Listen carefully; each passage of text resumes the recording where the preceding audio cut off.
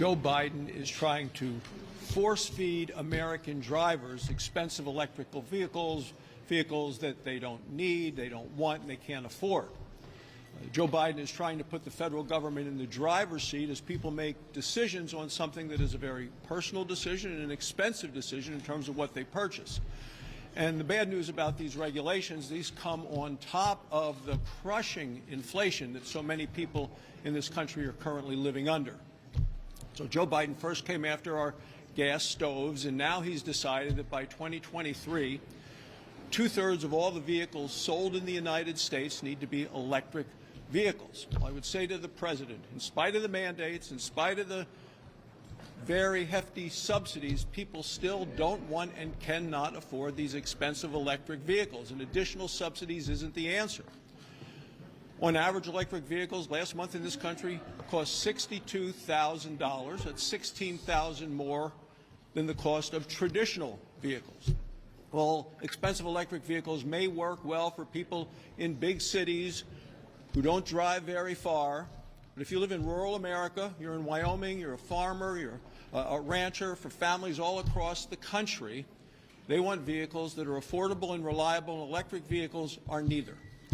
The batteries themselves are extremely expensive, they're unreliable, they don't have much range, and they take a long time to recharge. So who's the big winner in Joe Biden's policy here? The big winner is China, because they're the ones that sell us the batteries.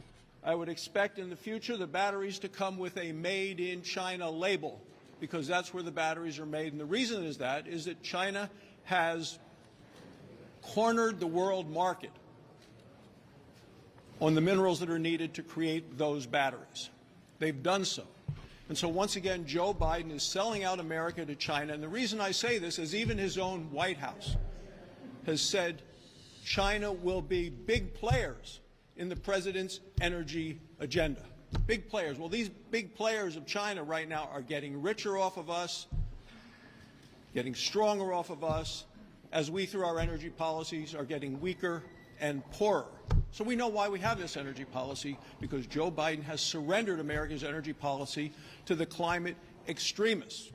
And with it goes our wealth and our national security.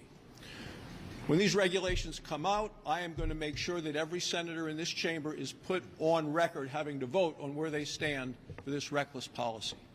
On Thursday, the Secretary of Energy will be with us in front of the Energy Committee, and I'm going to have her answer questions regarding why they continue down this treacherous path while all the warning signs are flashing.